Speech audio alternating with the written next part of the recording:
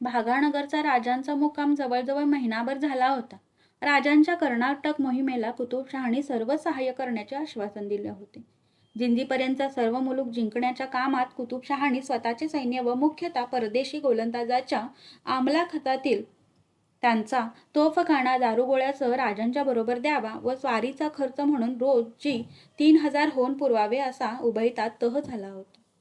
तानाशहा स्वभावाने सुखलोलूप होता. तो रसिक पातशाह गाणे बजावणे, नाचरंग आणि इतर चैनियात मग्न होता. त्याला लढाई मोहिमा याची दगदग सोसवणार नव्हती. आदिलशाहीची दंडेली नेहमी कुतुबशाहीला सहन करावी लागे याची स्पष्ट कल्पना कुतुबशहांना आली होती.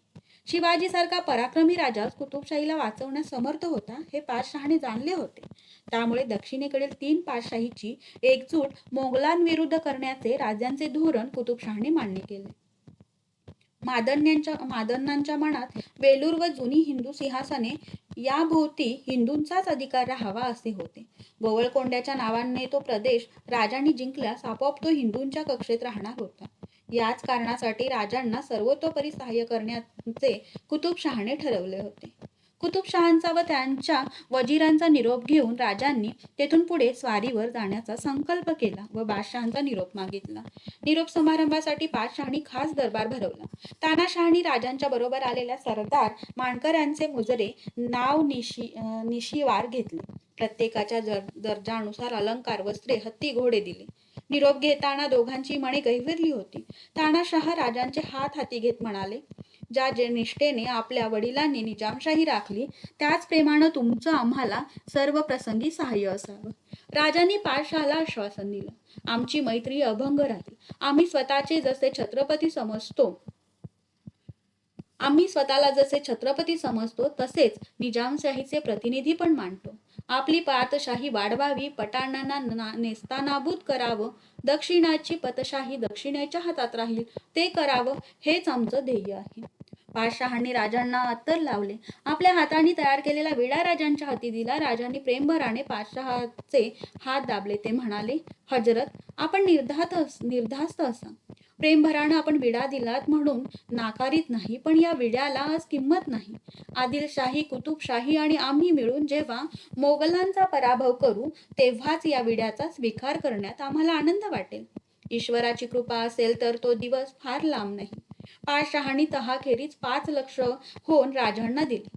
प्रल्हाद पंतांकडे दोन्ही दरबारची वकिली सुपूर्द करून राजांवर विश्वास जाहीर केला. तानाशहांचा निरोप घेऊन येणाऱ्या राजांना पाहण्याची गर्दी लोटली होती. सुवर्ण नाणी उधळीत राजे छावणीत परतले. छावणी उठवली जात होती. अंधारी रात्र थंडी घेऊन परतत होती. राजे आपल्या डेऱ्यात पुढील स्वारीचा बेत ऐकवीत होते. अचानक राजांना आठवण झाली. ते रघुनाथ पंतांना म्हणाले, बाळाजींना बोलवा, आम्हाला एक तातडीचं आणि महत्वाचं पत्र लिहायचं आहे. थोड्याच वेळात बाळाजी डेऱ्यात आले. राजे रघुनाथ पंतांना म्हणाले, पंत, कुतुबशाहीचा आणि आमचा संबंध जडला. आदिलशाहीत पठाणी वर्चस्व आहे, तोवर तिथं शहाणपण सुचायचं नाही. पण त्या दरबारी मराठी माणसं आहेत. ती आपल्याला मिळाली तर दुहेरी कार्य साधेल. जी आमचे पिढीजात शत्रू बाजी घोरपड्यांचे चिरंजीव मालोजी घोरपडे आदिलशाहीत आहेत. जुना दावा विसरून त्यांना पत्र पाठवण्याचं आम्ही ठरवलं आहे. अशीच पत्र आम्ही इतरांना पाठवणार आहोत. बाळाजी लेखन साहित्य घेऊन बसले. राजे विचार करीत डेऱ्यात एरझाऱ्या घालीत होते. राजे पत्र सांगू लागले, पूर्वी निजामशाहीतून आमचे बाप कैलासवासी महाराज इब्राहिम आदिलशहा पातशहांचे कारकिर्दीस इकडे आले. त्यास इब्राहिम आदिलशहाने पादशाही कारभाराचा मदार महाराजांच्या शिरी टाकला. तेव्हा महाराजाने हा विचार केला की पातशाही मदार आपले हातात असता आधी तो आपले जातीचे लोक मराठे याला हाती धरून सरदारकी करून पोट भरितात. ते पातशाही वजीर करावे.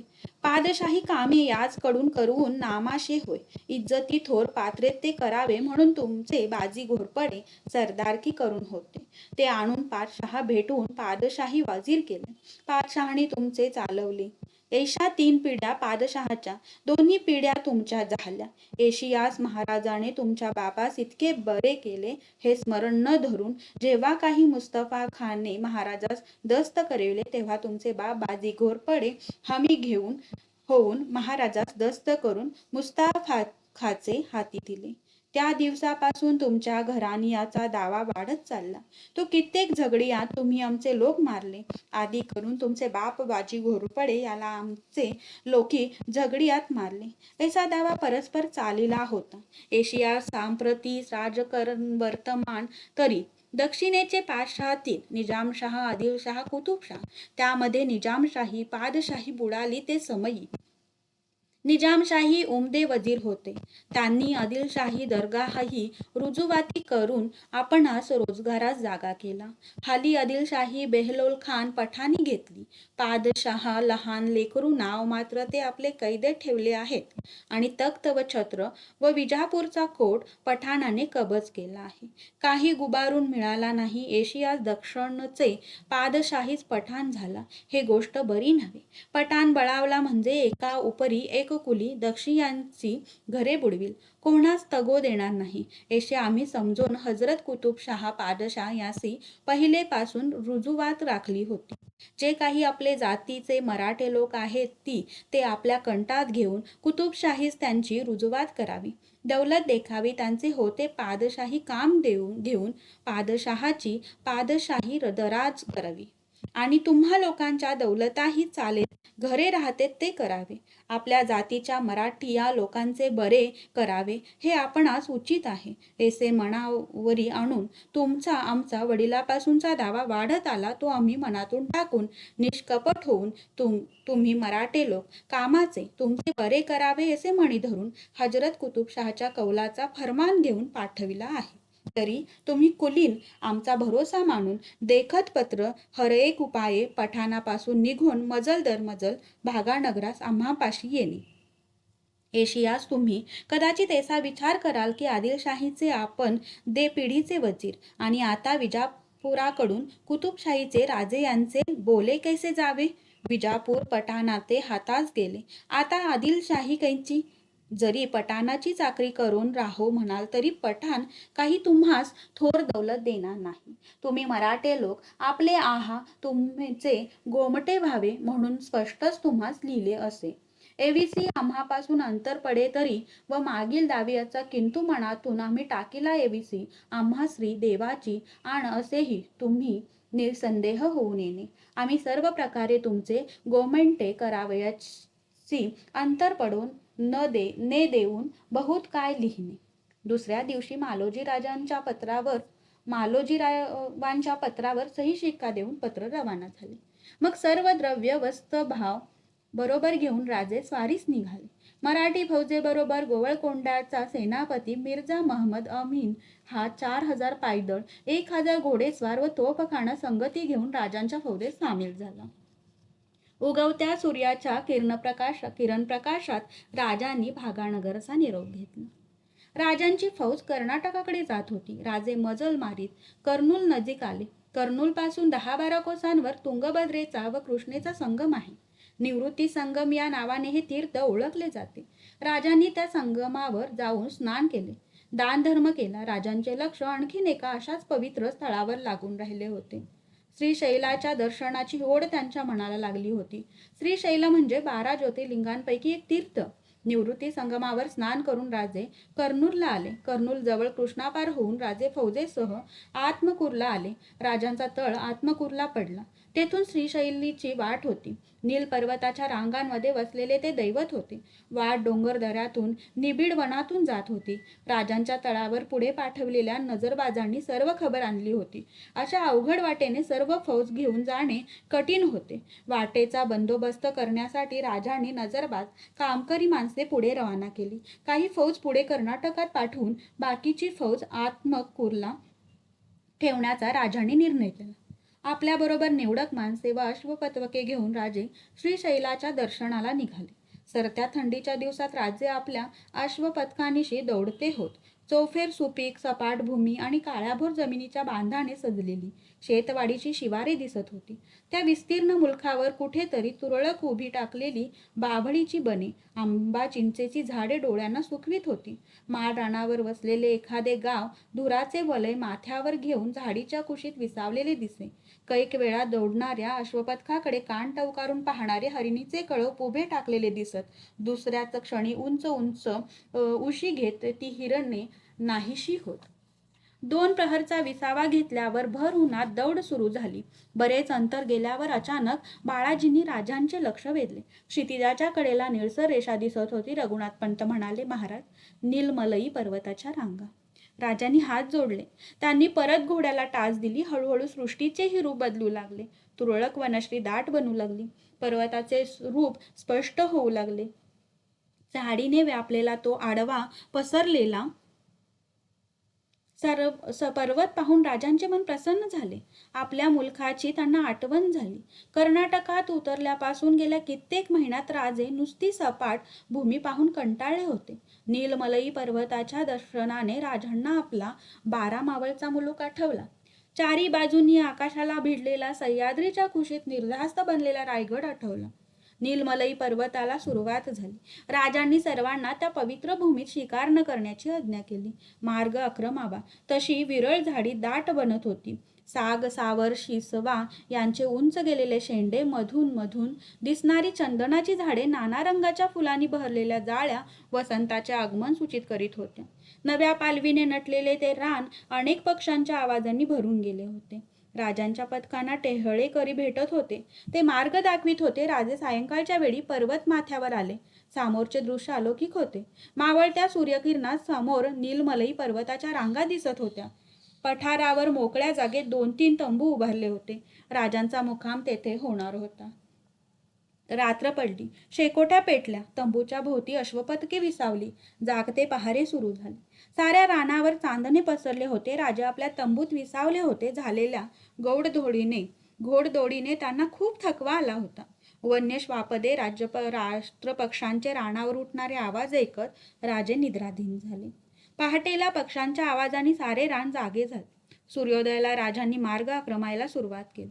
वृक्षराईत वळणे घेत गेलेल्या रस्त्यावरून राजे जात होते. दर्या घाट ओलांडून राजे कृष्णेच्या प्रवाहाजवळ आले.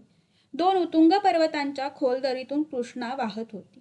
दरीतून वाहणारा तो निळाभोर प्रवाह, दोन्ही बाजूंना आकाशापर्यंत चढलेली गर्द वनराईने भरलेली दरड, ते दृश्य मोठे विलोभनीय होते. राजे भान हरपून ते पाहत होते.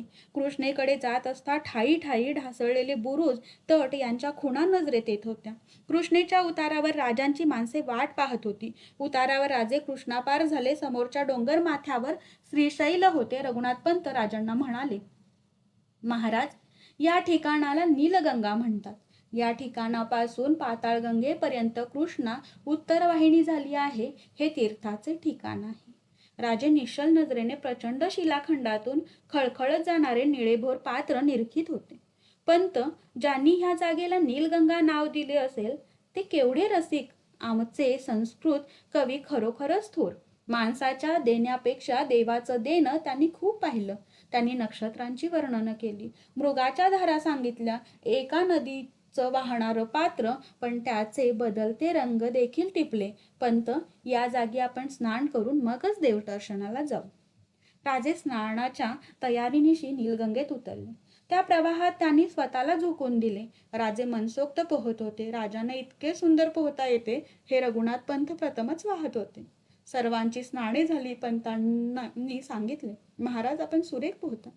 पंत, त्यासाठी आमचा जन्म आहे. प्रवाहाविरुद्ध पोहत राहायचं. भानावर येत राजे म्हणाले, थट्टा केली. पंत, आम्हाला खरंच पोहणं आवडतं.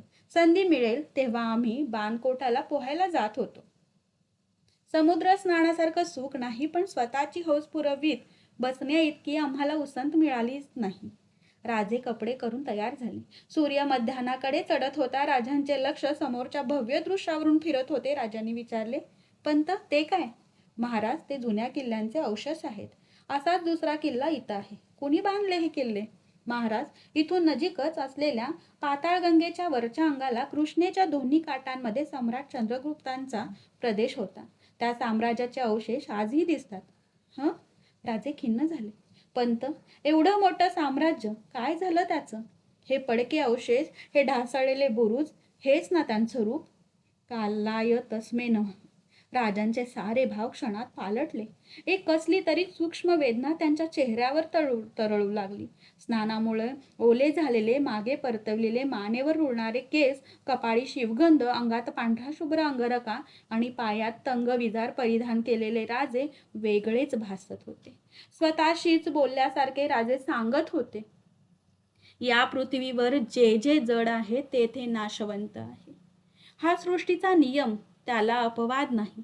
पिढ्यानपिढ्यांचा अनुभव घेऊनही याचा परिणाम आपल्यावर नाही. आमचंच पहा ना, केवढा अफाट परिश्रम. आकाशाला भिडलेल्या उघड्या बोडक्या पर्वतमाथ्यांवर आम्ही गडांचे जिरेटोप चढविले, तटांचे कमरबंद बांधले, स्वराज्याच्या कक्षा सुरक्षित राखण्यासाठी चौफेरे बुलंद सुभेदार उभे केले. अनेक वर्षाची खडतर तपश्चर्या फळाला आली. हे कशासाठी? या भूमीत आपलं राज्य असावं, इथं आमचे देव धर्म सुरक्षित राहावे, इथला प्रत्येक माणूस तृप्त व्हावा, आमच्या आया बहिणींची अब्रू सुरक्षित असावी. ही माझी भूमी आहे, इथे माझा अधिकार आहे, असं म्हणण्याचं सामर्थ्य प्रत्येकाला यावं म्हणून. राजे क्षणभर थांबले. त्यांनी श्वास घेतला. पण यासाठी केवढी प्राणहानी, केवढी उलाढाल, किती संकटांना सामोरे जावं लागलं, केवढी आक्रमणं सहन केली, करायला लावली. पंत, या स्वप्नापायी एक पिढी खर्ची पडली. कशासाठी एवढी धडपड केली? अपार कष्टाने आज उभं केलेलं हे स्वप्न पुढची पिढी जतन करील का? त्या विचाराबरोबर राजे कावरे झाले. पंत, त्याचा भरोसा कोण देणार? जीव जन्माला यायचा झाला तर त्याचा 9 महिन्याचा गर्भवास तरी कळतो, पण मृत्यू एक क्षणाचा कारभार, साऱ्या यातायातींची समाप्ती, आणि एवढ्या महत्वाचा जो क्षण, तो केव्हा हे मात्र कुणालाच माहीत नाही. मग ही उठाठेव कशासाठी? पूर्वजांनी बांधलेले अवशेष थोडे का होते म्हणून भावी कालासाठी आम्ही त्यात भर घातली? कशासाठी हे सारं केलं? खरंच माणसाला स्वप्न नसती तर किती बरं झालं असतं. राजांची ती अवस्था, ते बोलणे ऐकून रघुनाथ पंत चकित झाले. डाव्या हातावर मस्तक ठेवून बसलेल्या राजांना पंतांनी हाक मारली. महाराज. राजांनी वर पाहिले. पंत, येसाजी वगैरे मंडळींच्या चेहऱ्यावरची भीती राजांनी जाणली. ते उठत म्हणाले, ठीक आहे पंत, चला, आता आम्हाला परमेश्वर दर्शनाची ओढ लागली आहे. महाराज, इथून आता फक्त कोस सभा कोसाचं अंतर आहे. चढणं फार आहे. घोडी दुसऱ्या वाटेने येतील. पालखी मागवली आहे. पालखी कशासाठी? वाट चांगली नाही. पाताळगंगेपासून घाट आहे, पण चढणं फार आहे. आम्ही चालत जाऊ, चला. राजे चालू लागले. नीलगंगेपासून पाताळगंगेपर्यंत नदी काठानेच रस्ता होता. पाताळगंगेला देवस्थानाकडे जाणारा घाट नजरेत आला. शेकडो पायऱ्यांचा तो घाट आकाशाला चढल्याचा भास होत होता. राजांनी पायऱ्या चढायला सुरुवात केली. राजे दमाने पायऱ्या चढत होते. मागे पुढे लोक चालत होते. राजे अर्धा अधिक घाट चढून गेले. राजांना दम लागला होता. थोडी विश्रांती घेऊन राजे पुन्हा घाट चढू लागले. काही अंतर चढल्यावर पुन्हा त्यांना धाप लागली. पायऱ्या चढणे कठीण झाले. पंतांनी काळजीच्या सुरात विचारले, पालखी मागू? हाताने नको म्हणून खुणवीत राजे विश्रांतीसाठी थांबले. त्यांचा सारा चेहरा घामाने डवरला होता. काही अंतर गेल्यावर राजे रघुनाथ पंतांना म्हणाले, पंत, सारं आयुष्य गड चढण्यात उतरण्यात घालवलं, पण आता ती ताकद राहिली नाही. शरीर थकलं आता. क्षमा महाराज. रघुनाथ पंत म्हणाले, अजून 50शी आली नाही आणि असं का बोलावं? वयाच्या हिशेबावर शरीराचं मगदूर थोडाच टिकतो. आम्ही 8 वर्षांचे होतो दादोजी तेव्हा आम्हाला सांगत, राजे आता तुम्ही लहान नाही. तेव्हापासून घोड्यावर मांड आणि शिरावर जबाबदारी आली. बाल्य केव्हा उलटलं, तारुण्य केव्हा आलं, प्रौढत्वानं जीवनात केव्हा प्रवेश केला, काही कळलं नाही. एका स्वप्नासाठी धावता धावता सारं विसरून गेलं. जीवनाचा उपभोग घ्यायला सुद्धा उसंत मिळावी लागते पंत. राजांनी वरती पाहिले. आता घाटाचा थोडा टप्पा राहिला होता. पंतांनी राजांची नजर हेरली. ते म्हणाले, आता थोडं अंतर राहिलं. राजांनी पंतांच्याकडे पाहिलं. ते हसले. खरं आहे पंत, आता थोडं अंतर राहिलं. देवदर्शनाला आमचं मन उतावीळ झालं आहे, चला. नकळत राजांचा हात पंतांच्या खांद्यावर विसावला. त्या खांद्याचा आधार घेत राजे एक एक पायरी चढत होते. घाटाचा माथा नजर येत होता. राजे आतुरलेल्या मनाने घाट चढून आले. पर्वतमाथ्यावरच्या डोंगर पठारावर उभे असलेले भव्य मंदिर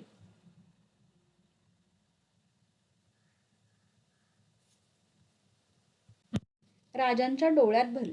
सायंकाळच्या तिरप्या किरणात रम्य वनश्रीने वेढलेला मंदिराचा प्राकार मनावर ठसत होता. मंदिराचे गोपूर भव्य व उत्तुंग होते.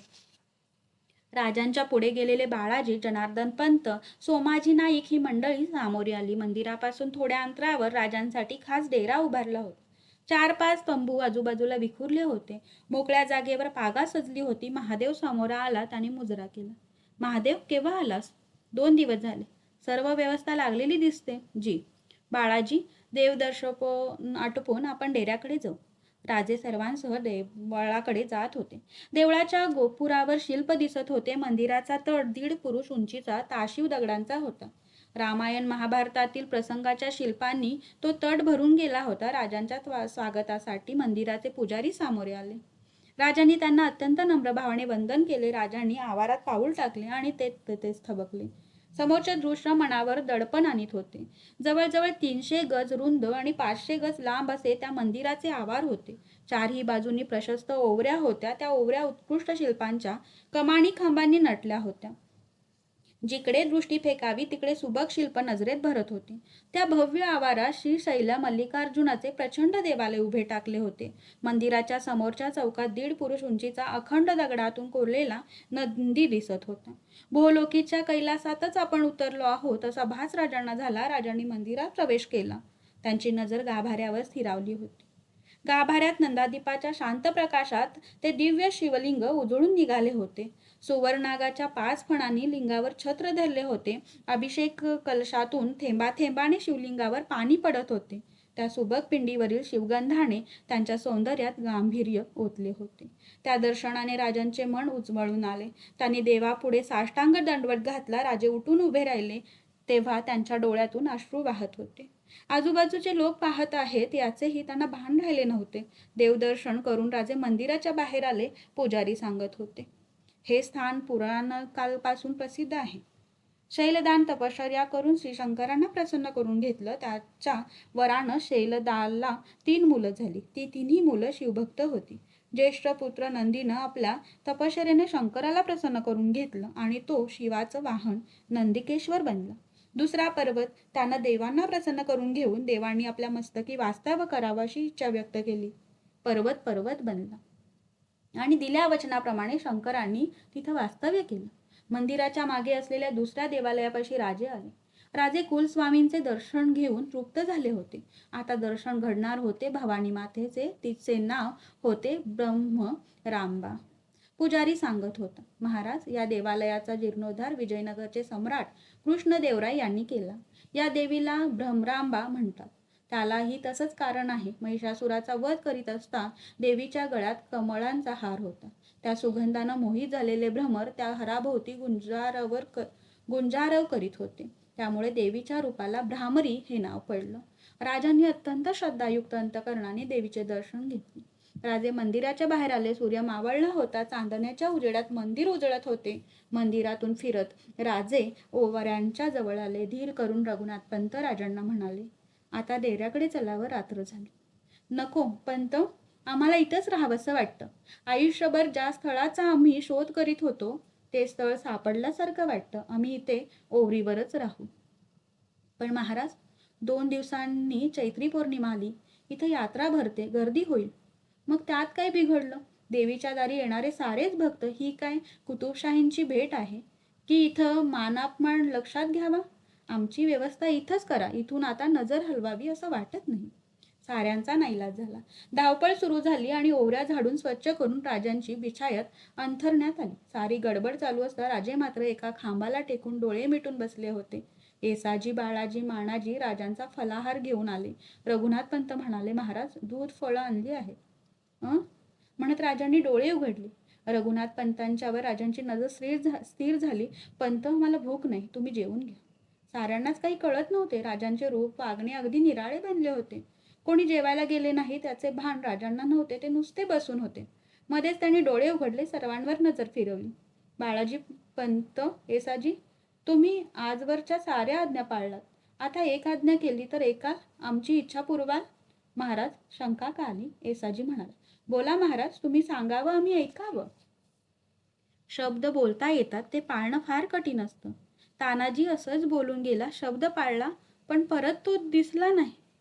जीव गेला म्हणून काय झालं, शब्द पडू दिला का, येसाजीनं विचारलं. राजे हसले. पंत, इथं आल्यापासून खूप समाधान मिळालं. आम्ही खूप विचार केला, आयुष्यभर निष्ठेने वागलो, अपार श्रम केले, त्या श्रमाचं सार्थक झालं. श्री जगदंबेने सर्व मनोरथ पूर्ण केलं. तुम्ही सर्व लोक जबाबदार आहात. तुमच्या हाती राज्य सुरक्षित आहे. तुम्ही परत जा. संभाजी, राजाराम यापैकी तुमच्या मनात येईल त्याला गादीवर बसवा. राजाची धुरा सांभाळा. साऱ्यांची मने त्या बोलांनी चरकून गेली. येसाजी उद्धारला. महाराज, देवाच्या मंदिराकडे बोट दाखवीत राजा म्हणाले, महाराज, तो आम्ही कुठले? आता आमचे राजे पण संपलं. आता उरलं आयुष्य काय आम्ही इथंच घालवणार. ईश्वरचरणी उरलेलं आयुष्य घालवावं असं वाटतं. ही इच्छा आता तुम्ही पुरवा. साऱ्यांचे डोळे भरून आले. येसाजीने राजांचे पाय धरले. रघुनाथ पंत आपल्या अश्रू टिपीत बोलले, महाराज, तुम्हाला सोडून आम्ही कुठे जायचं? हाच निर्णय महाराजांनी करायचा ठरवला असेल तर आम्ही इथंच राहतो. आपल्याबरोबर आमच्याही जीवाचं सार्थक होऊन जाईल. येसाजीला उठवीत राजे म्हणाले, येसाजी, पाहिलंस, बोलणं किती सोपं असतं ते. मोहाचं रूप असतं. असंच नाही तर लाकूड पोखरणारा भुंगा कमळात कशाला अडकून पडला असता. ठीक आहे, झोपा तुम्ही, आम्ही झोपतो. राजे झोपलेले पाहून साऱ्यांना जरा बरे वाटले. राजांच्या पासून थोड्या अंतरावर येसाजी, मानाजी, रघुनाथ पंत, बाळाजी ही मंडळी झोपली. ओवरी खाली महादेव हाती तळपती तलवार घेऊन उभा होता. मंदिराच्या आवारात चांदणे उजळून निघाले होते. रात्र वाढीत चढत होती. राजांनी हाक मारली, महादेव. जी. पहारा करतोस? जी. महादेव, झोप जा. श्री शैल्य मल्लिकार्जुनासारखा पाठीराखा समोर असता पहारा कसला करतोस बाबा? इथं येऊन तरी त्याचा अपमान करू नको. जा, झोप जा. महादेव बाजूला झाला. नीरव शांतता त्या मंदिराच्या आवारात नांदत होती. मध्यरात्रीच्या सुमार जवळ आला होता. झोपलेले राजे उठून बसले. त्यांनी आजूबाजूला पाहिले. सर्वत्र शांतता होती. कोणीही जागे नव्हते. राजे शांतपणे उठले. त्यांनी उश्याची तलवार उचलली. निद्राधीन झालेले रघुनाथ पंत, बाळाजी, येसाजी, मोरे यांवर नजर टाकून राजे अलगद पोळीवरून उठले. पिठोर चांदण्यात देवाचे अवतार न्हावून निघाले होते. राजे मंदिराकडे चालत होते. ओवरीच्या खांबाआड उभा असलेला महादेव विस्फारित नेत्रांनी राजांच्याकडे पाहत होता. त्याने गडबडीने रघुनाथ पंतांना डिवचले. रघुनाथ पंतांनी पाहिले. तोंडावर बोट ठेवून महादेव उभा होता. काही न बोलता रघुनाथ पंत उठले. महादेवाने बोटाने दिशा दाखवली. देवळात जाणारे पाठमोरे राजे रघुनाथ पंतांना दिसले. रघुनाथ पंतांनी पाहता पाहता येसाजी, मानाजी, बाळाजी यांना जागे केले. क्षणात साऱ्यांनी पोळीवर उड्या घेतल्या. राजे मंदिरात गेले होते. स्थिर पावलांनी राजे मंदिराच्या समोर चौकात आले. चांदीच्या पत्रांनी मढवलेला मंदिराचा दरवाजा बंद होता. त्या दरवाजासमोर जाऊन राजांनी गुडघे टेकले. निश्चल नजरेने ते दरवाजाकडे पाहत होते. राजांच्या नजरेसमोर गाभाऱ्यातील शिवलिंग तरळत होते. राजांच्या चेहऱ्यावर एक वेगळाच निर्धार प्रकटला होता. राजांनी शांतपणे तलवार उपसली. राजे नतमस्तक झाले. तलवारीचा उजवा हात उंचावला गेला. ते तळपते पाते राजांच्या मानेवर उतरणारच तोच राजांचे मनगट पकडले गेले. कानावर गुदमरलेले आवाज आला, महाराज, हे काय? राजांनी दचकून वर पाहिले. रघुनाथ पंतांनी राजांचे मनगट धरले होते. चारी बाजूंना सारे गोळा झाले होते. राजे ओरडले, सोडा हात. इथं राहू देत नाही. निदान हे शिरकमल देवाच्या चरणी रुजू तरी करू दे. रघुनाथ पंतांच्या अंगाला कंप सुटला होता. कसे बसे ते म्हणाले, महाराज. राजांनी संतप्त नजर रघुनाथ पंतांवर खेळली. बाहेरच्या चांदण्याच्या अंधुक प्रकाशात राजांची नजर चमकली. आत्मसमर्पण पुण्य आहे पंत, मान्य आहे. त्याचाच निर्णय मनाशी करावा. रघुनाथ पंत निर्धाराने बोलले. काय म्हटलं? राजे पुटपुटले. त्यांची नजर बंद द्वाराशी खेळली. रघुनाथ पंतांनी धरलेल्या मनगटातील तलवार खणखणत फरशीवर पडली.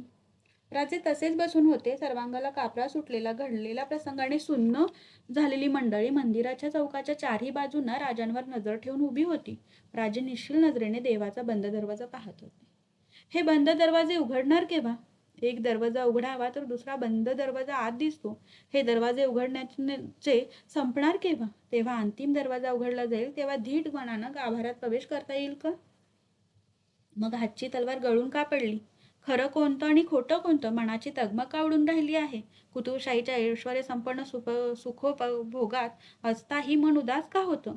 कसली हुरहुर त्या आत्म्याला लागली आहे? ज्या निष्ठेने जीव जगत होता त्या निष्ठेने तरी गफलत झाली नाही ना? स्त्रींची इच्छा, या श्रद्धेनं उभं केलेलं राज्य, श्रद्धेनं जपून केलेलं एक स्वप्न, त्या राज्याच्या भवितव्याची चिंता तरी मनाला छळत नसेल? या राज्याची धुरा कोण सांभाळेल? हे वाढीला लागेल का? अक्षय टिकेल का? अक्षय टिकेल का? स्वतःला फसवण्यात देखील केवढा आनंद असतो. स्वतःच्या लोभाला केवढं सुंदर आवरण असतं. अति लोभाचं नाव तर निष्ठा नसेल. ज्ञानदेवानी ज्ञानदेवी अवघ्या 15व्या वर्षात लिहिली.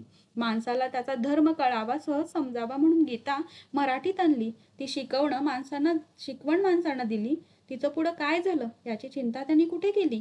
आपलं कार्य झालं हे ध्यानी येता जीवनाचा मोह सोडून त्यांनी समाधी घेतली. ही देवाची उदाहरणं सामान्यांना कशी लागू पडणार? का नाही? मासाहेबांनी आम्हाला वाढवलं, सारं जीवन खडतरपणे काढलं. पुत्रवियोगाच्या पतिवियोगाचा आघात सहन केला. आमच्या चिंतेत ती माऊली अहोरात्र जळत राहिली, नंदादीपासारखी. आमच्या भूमीत आमचं राज्य उभं राहावं एवढी एकच इच्छा त्या जीवाला. ही इच्छा जगण्याचं सामर्थ्य देत होती. आमचं राज्य उभं राहिलं, तपश्चर्या फळाला आली. आम्ही छत्रपती झालो हे पाहायला मिळालं, पण हाती आलेल्या यशाचा उपभोग घेण्यात मासाहेब गुंतल्या नाहीत. कुडीचा मोह सोडून आमच्याकडे न राहता त्या निघून गेल्या. पण आम्हाला मात्र मोह सोडवत नाही. मोह हाती काय राहिलं की ज्याच्या मोहात गुंतावं? पर्वताप्रमाणे बाप असून त्याची छाया कधी लाभली नाही. उदंड मायेची माया असून कधी तिच्याजवळ हट्ट करता आला नाही. आम्ही राजे असूनही उपभोग हा शब्द कधी जीवनात आला नाही. संसाराच्या पटावर 1-2 दाणं टाकून अर्धा डाव सोडून सई निघून गेली. ती गेली, पण मनाची ओढ तशीच राहून गेली. ती जागा कधी भरून निघाली नाही. राज्याभिषेक झाला. वाटलं आता जरा उसंत मिळेल. मासाहेबांनी घेतलेल्या दगदगीला विश्रांती लाभेल. उरलेला मायेचा माणूस त्या थकल्या जीवाची सेवा करीत सुख देत घेत दिवस काढता येतील. पण तेवढाही स्वार्थ ईश्वरादरबारी मान्य नव्हता. मासाहेब निघून गेल्या. आम्ही कायमचे पोरके झालो. मोह त्या देखील आधार लागतो. आमच्या शब्दाखातर जीव वेचायला तयार होणारे हजारो आम्ही तयार केले. पण आमच्या जीवाच्या जपणुकीसाठी तळमळणारा जीव आम्हाला तयार करता आला नाही. कदाचित तो विश्वास आम्हाला देता आला नसेल. विश्वास द्यायचा म्हणजे आणखीन काय करायचं? वाढत्या वयाबरोबर शंभूबाळ दुरावत चालले. जवळ येतात ते आणखीन दूर जाण्यासाठी आणि घरात आमच्यावर विषप्रयोग केला जातो. अमृताचा वर्षाव करण्यासाठी जवळ केलेली माणसं तीच विष पेरायला लागली तर काय करायचं? कुणाला सांगायचं? राजा झाला म्हणून काय झालं? तो सुद्धा माणूसच आहे ना? हीच जगण्याची धडपड. जगणं याला का जगणं म्हणतात? ती घोड्यांची खिंकाळणारी तोफांचा भडीमार, टापांचा आवाज, तलवारीचा खणखणाट, अखेरच्या वेदनेने उठणाऱ्या आर्त किंकाळ्या. दिसेल तो मुलूक जिंकण्याची हाव धरून चालत राहायला आडवा येईल त्याला चिरडून टाकायचं. शेल्यासारखी झाकलेली आपल्या माणसांवर अश्रू ढाळायचे. परत पुढचा मुलूक पाहायचा. घराच्या भीतीमुळे एवढं करावं लागतं. राजा असो नाही तर रंक असो, त्याला घर हे हवंच. ते नसेल तर अशीच वणवण दोघांच्याही माती. दिवस रात्र हेच युद्ध चालायचं. दिवस आणि रात्र, पौर्णिमा अमावस्या नेहमी येतात जातात. महिने उलटतात, वर्ष कालाच्या उदरात गडप होतात. काल अनंत आहे, पण जीवन केवढा थोडा पल्ला. फार तर 60-100ची गाठ. गेला क्षण माघारी न येणारा. मग दिवस आणि रात्र कुठली? एवढं अमोल जीवन पाहता पाहता निघून गेलं. बाल्यातला लढीवाळपणा उपभोगला नाही. तारुण्याची हौस रेंगाळली नाही. समृद्ध जीवनाच्या उपभोगानं मन धुंदावलं नाही. ते जीवन आलं आणि तसंच हरवलं. परत कधीही न मिळणारं हरवलं. ही जाणीव केवढी भयंकर! वृद्धत्वाच्या उंबरट्यावर जेव्हा ही जाणीव होते तेव्हा जीवाची त्रेधा उडते. परत जीवन मिळालं तर आपण तसंच वागू का? असक्ती म्हणतात ती हीच नसेल ना? हरवल्याचं दुःख एवढं होतं, उपभोग घेऊ नको म्हणून कोणी सांगितलं होतं? 12 मावळची जहागीर आणि आदिलशाहीची नोकरी चालवली असती तर आम्ही सुद्धा फर्जंद शिवाजीराजे बनलो असतो. उपभोग म्हणजे घेणं, त्याग म्हणजे देणं. देवाचं रूप देण्यात आहे, घेण्यात नाही. उपभोग घेता येत नाही म्हणून का संन्यस्त जीवन कंटतात? वयाच्या 21व्या वर्षी ऐन तारुण्या समाधी घेतात. समर्थ शिव थरगळीत स्वतःला कोंडून घेतात. मनाची तगमग झाली असती तर दासबोध सुचला नसता, ज्ञानदेवी स्त्रवली नसती. यशाचा परमोच्च बिंदू हाती असतानाच जीवन संपवावं हा तरी हट्टहास का धरावा? तोही स्वार्थच. ज्यानं मला जन्माला घातलं त्याच्या हाती माझा शेवट, जन्म आणि मृत्यू या दोन्ही गोष्टी त्याच्याच अधीन. त्या स्वतःच्या हाती घेण्याचा मला काय अधिकार? तसं करून पाहणं हा दैवी इच्छेचा उपमर्द नाही का? तसं पाहिलं तर आपल्या हातात काय आहे? तो सुखदुःख देतो, आपण ती भोगतो. काही हताशी नसता त्यानं छत्रपती बनवलं. हातून उदंड करविलं, घडविलं, त्याचा शेवट त्याला ठरवू दे. तो जे देईल त्यात आनंद मानायला हवा. सारं चांगलेपणानं सहन करायला हवं, सोसायला हवं. ते बळ तो निश्चित देईल. राजे भानावर आले. पहाटेचा समय झाला होता. समोरचा दरवाजा उघडा होता. प्रसन्न शिवलिंगाच्या दर्शनाने राजांचे मन समाधान पावले. काकड आरतीचा आवाज उठत होता. नगाऱ्याचा गंभीर नाद त्यात मिसळत होता. राजांनी अश्रू पुसले. भारावलेल्या अवस्थेत ते उभे राहिले. राजांचे लक्ष माथ्यावरच्या घाटेकडे गेले. न कळत त्यांचा हात उंचावला गेला. देवाची आरती चालली होती. राजे घाट वाजवित होते. भाविक यात्रेकरूंची गर्दी श्रीशैलावर होत होती. पौर्णिमेची यात्रा 1 दिवसांवर आली होती. राजांनी त्या पवित्र स्थळी अनेक धर्मकृत्य पार पाडली. कृष्णेला घाट बांधण्याचे व देवळाच्या उत्तरेकडे गोपुराचा जीर्णोद्धार करण्याचे राजांनी ठरवले. राजाच्या वातावरणात रमले. देवाची पूजा, ध्यान यात त्यांचा दिवस जाऊ लागला. राजे भानावर येऊन धर्मकृत्यात मग्न झाल्याचे पाहून साऱ्यांचा जीव थाऱ्यावर आला. पौर्णिमेचा दिवस उजाडला. सारे यात्रेकरूंनी ते स्नान गजबजून गेले. त्या वातावरणात देवळाच्या आवारात राजे फिरत होते. आलेल्या प्रवाशांकडून मुलखाची माहिती घेत होते. मंदिरातून उठणाऱ्या शंखाच्या गंभीर नादाने व नगारे, चौघडे, मंगलवाद्ये यांनी तो मंदिराचा भाग धुंदावून निघे. राजांनी खास अभिषेक केला. यात्रेकरूंना अन्नदान केले. रघुनाथ पंत राजांना म्हणाले, महाराज, आज दीपोत्सव करायचं ठरलं आहे. आजचा दीपोत्सव आपला आहे. ते बरं? नवस बोललो होतो. नवस बोललात? केव्हा? तो पावला केव्हा? असलं कसलं साकडं देवाला घातलं होतं? रघुनाथ पंत हसले. महाराज, साकडं आम्ही घातलं नव्हतं, आपण घातलं. परमेश्वराने सोडवलं. राजे गंभीर झाले. पंत, आम्ही इथं राहिलो असतो तर काय बिघडलं असतं? आपलं काही बिघडलं नसतं महाराज. आपण सुखाने राहिलं असतं. पण सत्यानाश आमचा झाला असता. पंत गहिवरले. महाराज, साऱ्यांच्या जीवाला थराला उडाला. मुलखापासून एवढ्या दूर काही घडलं असतं तर आपल्या माथी आत्मसमर्पणाचं पुण्य पडलं असतं आणि आत्महत्या करून नरकाचे धणी झालो असतो आम्ही. त्याशिवाय आम्हाला वाट नव्हती. परीस कुठं पडला तरी त्याला त्याचं काय? काळजी करायची लोखंडानं. आमच्या स्पर्शानं सोनं झालं असतं तर ही चिंता कशाला केली असती पंत? सोनं व्हायचं आणखीन काय राहिलं? आज 50,000 फौज आपल्या मागे धावते आहे. लक्षावधी जीव आपल्या आज्ञेची वाट पाहतायत. देवाधर्माचं राज्य अवतरलं, आणखीन काय हवं? जगदंबेची कृपा. आम्हालाही खूप बरं वाटलं. दीपोत्सव शिरावर घेतलात, बरं केलं. आकाशातल्या चंद्राभोवती लाख चांदण्या चमकतात तशा त्या भूतलीच्या परमेश्वरावर लाख पंत्या उजळू. दीपोत्सव साजरा करू. पण एवढं तेल पंत्या इथं मिळतील? ती सारी व्यवस्था झाली आहे. देवस्थानच्या पंत्यात तेल आलं आहे. आपण त्याचा खर्च दिला की झालं. सायंकाळी राजांच्या माणसांनी दीपोत्सव करायला सुरुवात केली. शेकडो माणसे देवाच्या आवारात पंत्या पेटवीत होती. पाहता पाहता देवळाच्या चौफेर तटावर मंदिराच्या कळसापर्यंत दीपमाळांच्या शाखांवर हजारो पंत्या तेवू लागल्या. आकाशात निरभ्र चांदणे होते. देवाचे आवार लक्षावधी ज्योतींनी उजळून निघाले होते. साऱ्या यात्रेकरूंचे लक्ष देवाबरोबरच राजांवर लागले होते. त्यानंतर श्रीशैलाला 5-6 दिवस राजांचा मुक्काम होता. त्या मुक्कामात राजांनी घाट, गोपूर, धर्मशाळा या कामांची सुरुवात केली. त्यावर देखरेखीसाठी माणसे नेमली. कामाच्या अंदाजापेक्षा भरपूर द्रव्य त्यांच्या हाती देऊन राजांनी श्रीशैलाचा निरोप घेतला. ज्या वाटेने राजे श्रीशैलाला आले होते तो घाट राजे परत उतरले. नीलगंगेच्या खाली कृष्णेच्या उतारावर राजांची अश्वपथके उभी राहिली होती. राजे कृष्णेचा प्रवाह पाहत होते. त्यांची नजर सर्व दरीवरून फिरत होती. सूर्य आकाशात चढला होता. त्या तळपत्या उन्हात कृष्णेच्या लाटा चमकत होत्या. नीलगंगेच्या निळाबोर डोहाला गर्द छटा प्राप्त झाली होती. दोन्ही बाजूंच्या हिरव्या गर्द वनराईतून वाहत जाणारा नीलगंगेचा भाग दृष्टीला सुखवीत होता. राजे ते दृश्य साठवून ठेवित होते. थकलेल्या राजांना पंतांनी आठवण दिली. महाराज, जायचं ना? त्या शब्दांनी राजे भानावर आले. ते पंतांना म्हणाले, हो, जायला हवं. सुखाची सोबत तरी कुठं अखंड मिळते? पंत, ही कृष्णा माऊली, हिचं जन्मस्थळ महाबळेश्वर. ती जागा आम्ही अनेक वेळा पाहिली आहे. तिथं थेंबाथेंबानं टिबकणाऱ्या जलबिंदूंचं केवढं हे विशाल रूप. महाबळेश्वरपासून इथवरच्या प्रवासात हा प्रवाह डोंगरदऱ्यातून अवखळपणे बागडला असेल. सागराच्या प्रमत्त ओढीनं त्यानं स्वतःला कड्यांवरून झोकून दिलं असेल. शांत डोहात याचं मन विसावलं असेल. शेकडो नद्या नाल्यांचे प्रवाह याच्यात मिसळले असतील. याच्या प्रवाहावर जीवमात्रांनी आपली मलिन अंग धुतली असतील. मानवांनी आपल्या लक्तरांचा मल यात मिसळला असेल. याच्या काठावर जीवन जगणाऱ्या गावांची घाण यात सामावली असेल. पण तरीही हा प्रवाह केवढा निर्मळ राहिला. पंतय, या शुद्धतेचं कारण माहीत आहे? पंतांनी नकारार्थी मान हलवली. राजांच्या चेहऱ्यावर वेगळं समाधान विसवलं होतं. राजे विश्वासाने म्हणाले, कारण फार सोपं आहे. हा प्रवाह वाहत आहे. सागराच्या ओढीनं हा अखंड धावता आहे, त्यामुळे त्याचं जीवन शुद्ध आहे. पंत माणसांचं जीवन देखील असंच आहे. ते ओघवान असेल, त्याच्या प्रवाहावर दुसऱ्याचं जीवन समृद्ध बनत असेल, तर ते जीवन शुद्धच राहील. ज्याच्या मनात श्रद्धेचा थेंब अखंड ठिबकतो आहे, ते जीवन मलिन राहील कसं? काही वेळा त्या प्रवाहात नाना भावनांची गल्लत उडाली.